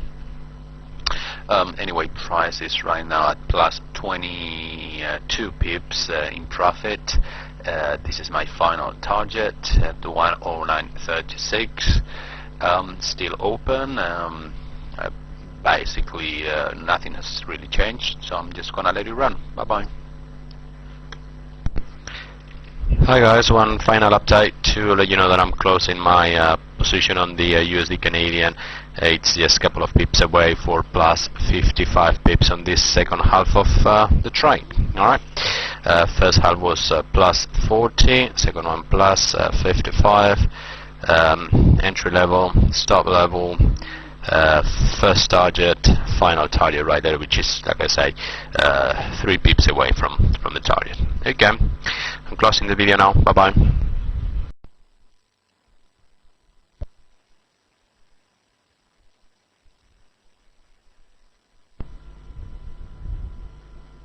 Hi guys, this is Hector. Today is Wednesday, the 11th of July 2007. Early in the morning, London market opens about half an hour ago. I've just taken London Open breakout type of Triton cable. Okay, that's the GBP against American dollar. I'm showing you now the 1 hour time frame. Have a look at how what a lovely uptrending week we've had. Okay, every consecutive day making higher lows and higher highs. That's always a nice pre-entry requirement to have on your side when triggering a London open breakout type of entry, and also have a look at those moving averages, nicely pointing up as well. Moreover, in the overnight session, the Tokyo session. Oh, let me show you the 15-minute chart for a clearer view, actually.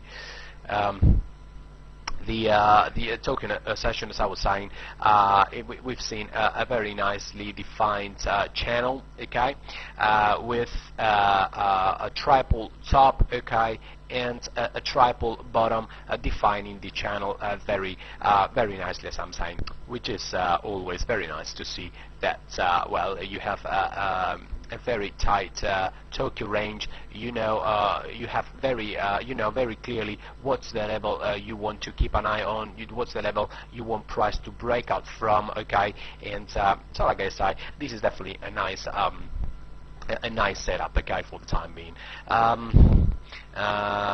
Entry as usual. Well, basically, here is where London market opened, and well, we've seen the breakout, okay, followed by the pullback, which is signified by that red bar down there. I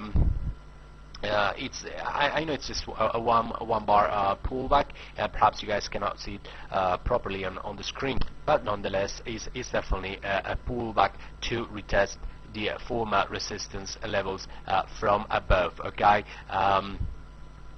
That red bar is the one I'm talking about. And well, basically, as we after that pullback, we continue to the upside, pushing price north and making new highs for the day. That's exactly what I've triggered. I've triggered my short entry, my long entry at 202.92 to be exact. What else? Well, the stop loss. Stop loss in theory should be placed down here right below the pullback bar, but it would be just 10-11 pips stop loss, and that's way too tight. In my opinion, 10 pips stop loss is unacceptable no matter the time frame you're trading from, okay. Any random spike, any barp on the chart will easily knock you out of the trade, okay. So instead I've placed my stop loss below here, okay, below this low. And what else? Oh yeah, the price targets. As you guys know, I like to place my targets right before hitting the next round number, because as I always say, they may work as a psychological support and resistance level. So like I say, that's the area I'm going to be exiting this trade, few pips below, perhaps at 203.45, okay. Alright folks, that's all. I will keep you updated. Okay, bye bye. Hi guys, this is Hector again. Just a quick update to let you know that I'm taking some heat in this trade. As you see, the 203.00 area, it's indeed working as resistance there. Entry level, if you remember, was right there. Seems like, well, definitely, yeah, I'm indeed taking some hit. Thanks to God I didn't place my stop loss down there. It was just too tight, okay. It was just 13 pips stop loss. It's just too tight. Nonetheless, I'm not gonna let this thing go against me anymore. All right, I'm gonna move my stop loss from here up to here. If price keeps going to the upside, good. If it decides to, well, basically dive back into the overnight range, well, I'm just basically closing out at a small, well, not that small actually. It's gonna be about about 25 pip loss, something like that. But nonetheless, like I say, I'm not gonna let this thing run against me much more. Okay, I'm not liking how we're finding some heavy resistance in there. Okay, how violently we've bounced back off that level. So I reckon it's best if I cut my losses earlier than originally planned. Moving stock to here. If I get stopped out, well, so be it. But like I say, I'm not gonna give this trade much more breathing room. Alright? Okay guys, that's all. Bye bye. Hi guys, one final update just to let you know that I've closed out 1 minute ago my trade right there at 203.45 for plus 52 pips in profit. Entry level was right there. This is the exit level. Price went against me up on entry. That's why I decided to stretch a little bit my stop loss a little bit down here, because in theory it should have been up down there, but it was just too short. It was about 12 pip 12 pip stop loss, and that's just way too tight. Okay, so decided to stretch it out a little bit farther down here, and well, upon having taken some hit at this junction of the trade, well, price, as you can see, began to move in my direction, in the direction of the overall bias for the week, which has, as you can see, has been definitely to the upside. Okay, that's the beauty of trading in the direction of the trend, trading in the direction of those moving averages, trading in the direction of the overall market sentiment. Okay, you know that well, you just need to wait for the right time to enter the market, manage the trade wisely, and the trend is going to well, basically do the rest of the job for you. Alright, okay guys, that's all. Bye bye. Hi guys, good morning. This is Sector. It's 9:30, 31 minutes past 9 actually, Friday, the 14th of September. And I've just triggered a short entry on the GBP against the Australian dollar. We were seeing plenty of setups, as I was telling the guys on my mailing list this morning. There were plenty of setups on the GBP crosses, because we've been seeing well, you know, sterling pound weakness across the board, and I was telling them about a few setups. The trade that I am involved with is the GBP against the Australian dollar, but there were also very nice looking setups on the GBP against the New Zealand dollar. Okay, and also the GBP against the Canadian dollar. All right. The reason as of why we are seeing weakness across the board on the sterling pound from a technical point of view, okay, it's because let me pull out the sterling pound, the cable sterling pound against the American dollar. All right, and zoom it out a little bit, and you will see that well, basically that uptrend marked in blue in my charts, okay, just got broken in the overnight session. You know, when a trend line is broken, there are two events that take place at the same time. First of all, stop loss running. Okay, there are plenty of people who enter here, and they trail their stop loss behind the trend line. Okay, and as they do that, and the trend line gives way, those stop losses are being run, okay, to the downside, and therefore price accelerates in the direction of the actual breakouts. Okay.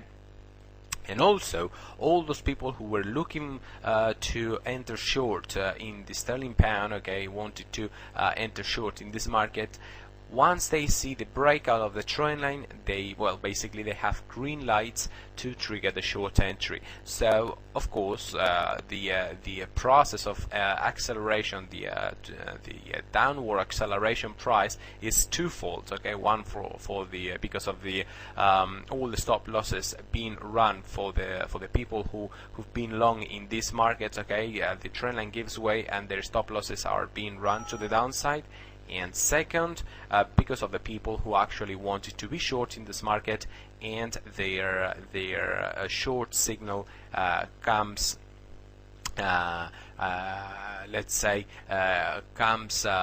becomes valid once this uptrend is breached right there. Okay, anyway, so what I'm trying to say here is that we have plenty of short opportunities across the board on the for a short entry on the GBP, meaning on the sterling pound. Okay, the one I've personally taken is the GBP against the Australian dollar. As we can see, we have a clear downtrend. This is now the GBP against Australian dollar 1 hour time frame. Okay, we can clearly see that downtrend with beautiful moving average formation. All right, beautiful moving average formation. And also, if we zoom into the 4 hours time frame, if we zoom out a little bit, we have this level that I was commenting on about yesterday, this former level of support, broken and retested from below, and from there we've basically resumed the cable has resumed its move to the downside. Okay, breakout, pullback, continuation in a much larger scale, since this is the 4 hour time frame. Finally, on the hourly time frame, what we were seeing, it was a clear level of support. Okay, a clear level to keep an eye on, which was the 240.00 with a double bottom right there. Okay, that's the level in the direction of a downtrend. That's the level I was actually looking to break. Okay, in order to search for my short entries. That happened. Okay, we had the let's zoom now into the 15-minute charts, and that breakout did happen, as we can clearly see. Okay, breakout, pullback, continuation, and we just peeped a new low for the day right there. Okay, right, let me mark that on my chart right there. That is what I triggered my short entry. Seems like we are going through some minor retracement back now, but nonetheless, I'm still confident on this on this trade. Nonetheless, today is Friday, and as you know, Fridays are keen on seeing some serious profit takings, especially beyond the noon time, noon time in London, and that's why I wouldn't like to hold this trade for too long. Right, stop loss being placed above the 240.00 level right there. Okay, seeking for a little bit of extra protection from this low here, former support perhaps now working as resistance, and of course the round number as well. And I'm shooting for the next whoops, sorry about that.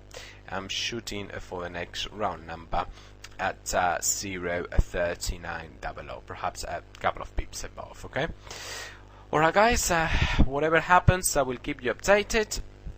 And well, this is gonna be my last trade for the day and for the week, so let's hope we make some pips today. Alright, okay, bye bye. Hi guys, this is Sector. It's 40 minutes past 10 AM London time. I've been stopped out on this trade that I was seeing on the GBP against Australian dollar, based on this double bottom formation at minus 51 pip. Well, quite a shame. It seems like I mistimed my entry. If you remember, I traded the breakout of this double bottom with a breakout pullback continuation of the shorter time frames, but I've been stopped out, like I say. I still believe this is a valid entry. So I mean, it's a valid setup. Okay, we have a clear downtrend. However, price has retraced beyond my beyond my stop loss. Beyond my stop loss level, of course, and well, I've had to get out of the trade because, well, I don't want to eat up any further potential drawdown on this trade. Nonetheless, I still believe, like I say, this is a valid setup, and I will be searching for more entries on this currency pair. We have so far a retracement trend line there. You see, it's actually a retracement channel. Okay, but well, my stop loss, it was placed up there, and well, it's been knocked out.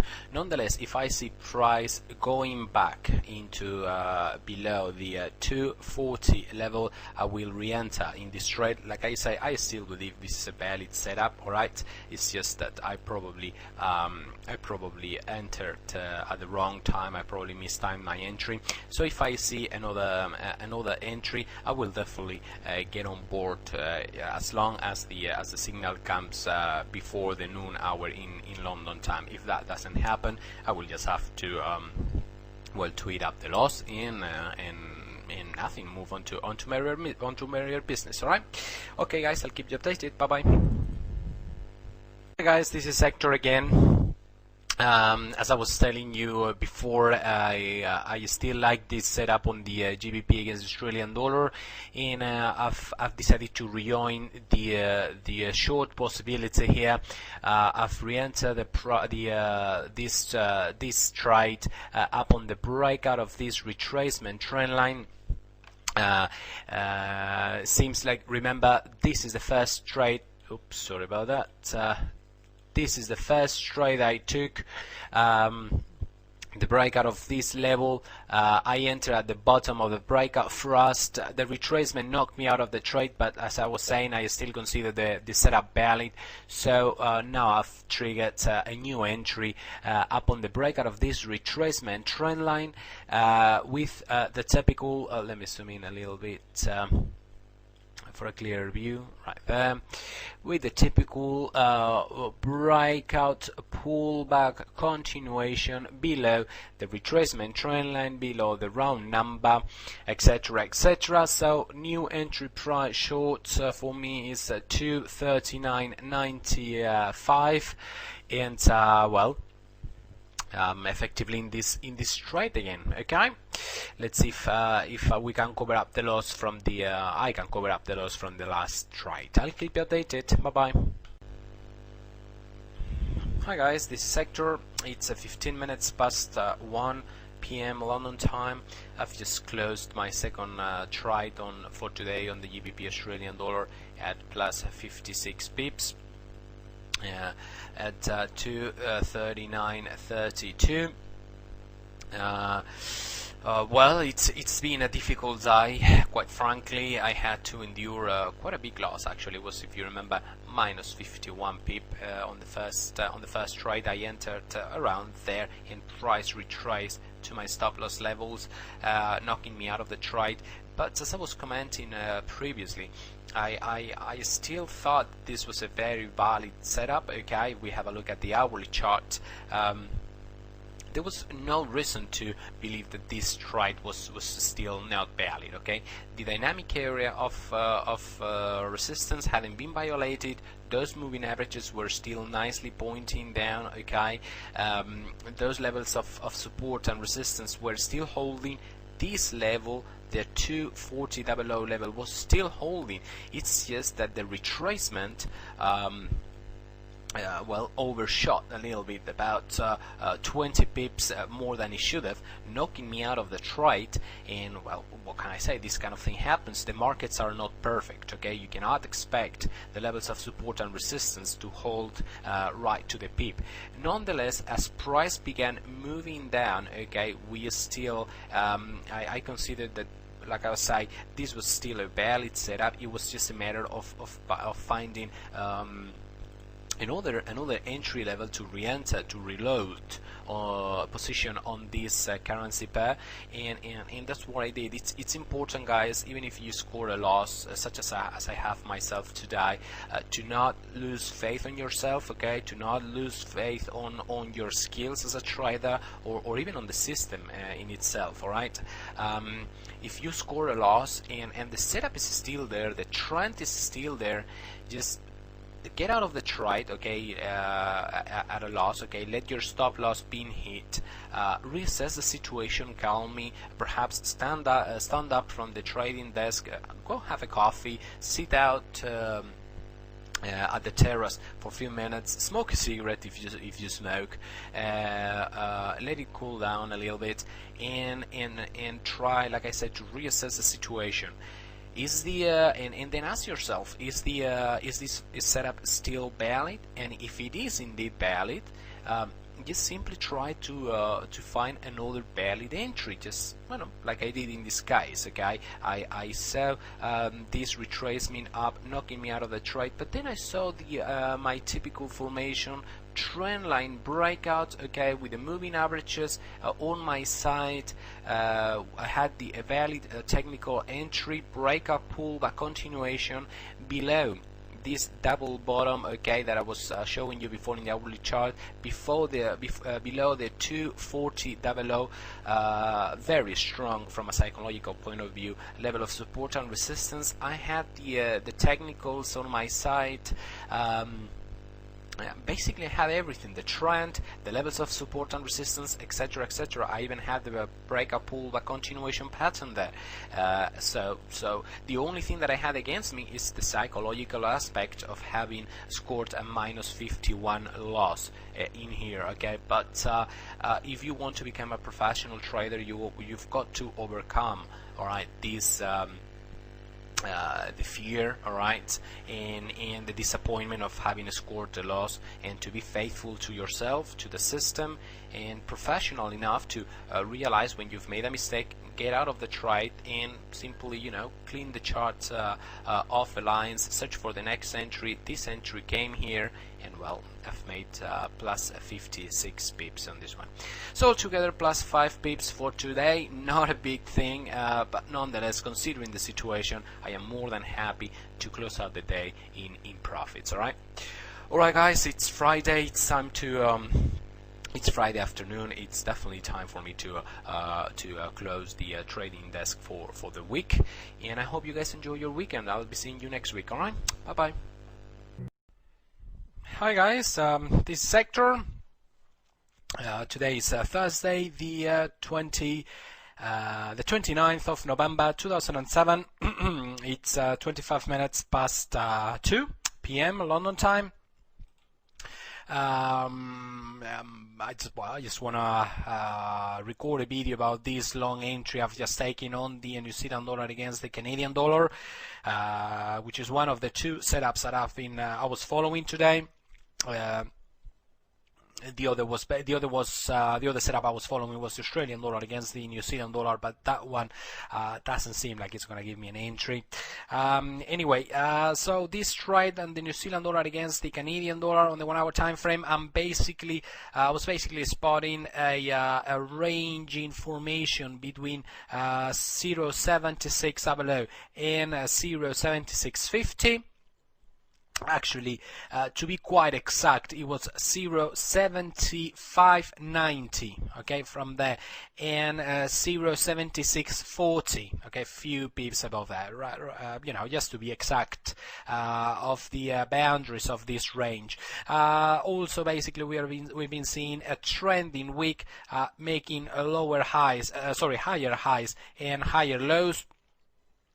And of course, as usual in any type of whenever I spot a range within a trending scenario, I only like to try the possible breakout to the upside. Okay, that has happened right now.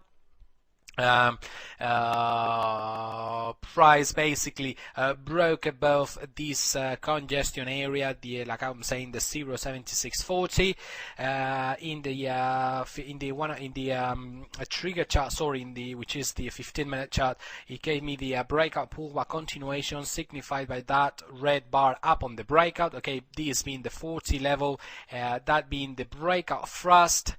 Then we see the 1 bar pullback, and from there another momentum thrust to the upside, triggering my entry. Okay, we had the round number at 0.7650.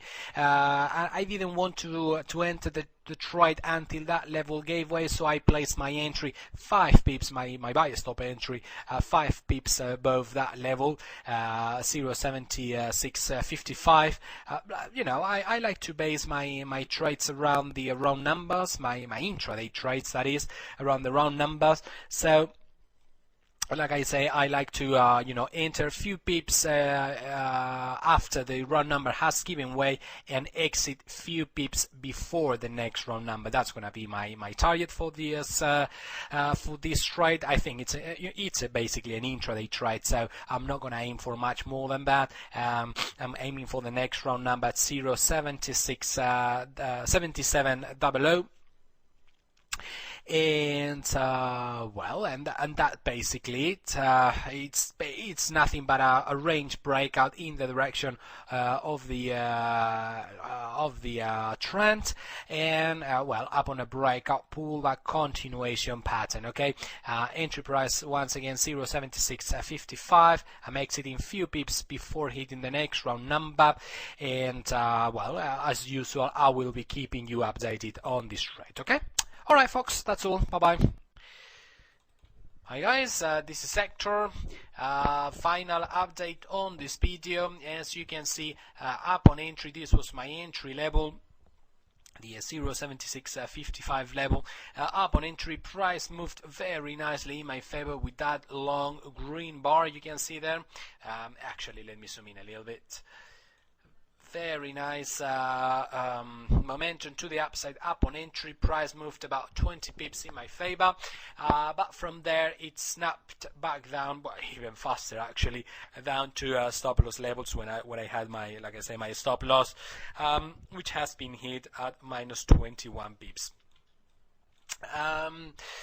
Well, you know, quite frankly, not much really to say here. It looked like my target at 0.7700 was going to be hit fairly quickly with this long red bar. You know, it filled me with hope. But then I've been fooled. I've been definitely fooled by this trade, like I say, with well, with a very fast and you know, momentum-filled move to the downside. All right, guys, that's all for this trade. Minus 21 pips. Well, that's the. I'm not being very lucky with the New Zealand dollar as of lately. 2 days ago, I scored a loss on this same currency, actually, the Australian dollar against the New Zealand dollar. Then yesterday I missed a very nice move, also on the Australian dollar against the New Zealand dollar, and today another trade that I take on the New Zealand dollar. Well, it's I've come out with a small loss, like I say, minus 21 pips. Seems like the New Zealand dollar doesn't want to be friends with me as of lately. Alright folks, that's all for this video. Bye bye. Hi guys, this is Hector again, another update. Well, I've decided to rejoin this trade, the long entry, at the same exact level as my previous entry. It seems like this retracement back down, actually it seems like it's holding this area of former support, which was the channel top, as I was showing you before in the 1 hour time frame in my setup chart. It's, yeah, I mean, this is the channel top I'm talking about. Okay, up on the retracement, well, it just seems that unfortunately it overshot about 5 pips, triggering my stop loss, but well, nonetheless, it does seem like it's holding now. Okay, if I zoom back into the trigger chart, well, we can clearly see how price is bouncing off it in momentum, going back to entry levels, and and well, what can I say? I've decided to rejoin long at the same entry levels. Stop loss once again placed down here below. Well, if this thing comes back down once again, I'm definitely calling it a day for today. But for the time being, I mean, it looks like it's definitely holding. Like I said, some markets are not perfect. I always say the same thing. Markets are not perfect. You cannot expect your levels of support and resistance to hold right to the peep.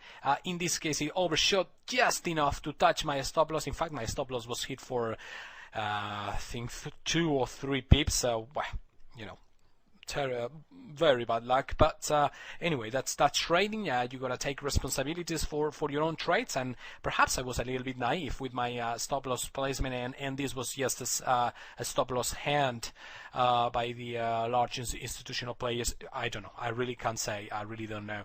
What I do know is that price, upon bouncing off this level, it's again gaining momentum in the direction of the main trend as per the setup chart, and well, you know, we are basically back at square at entry point, and I've decided to rejoin long at the very same level. All right, guys, I will yet again keep on updating this video. It seems like it's still going to give us, you know, some trading moments. All right, folks, that's all for right now. I'll be keeping you updated. Okay, bye bye. Hi guys, this is Sector. One final update on this video.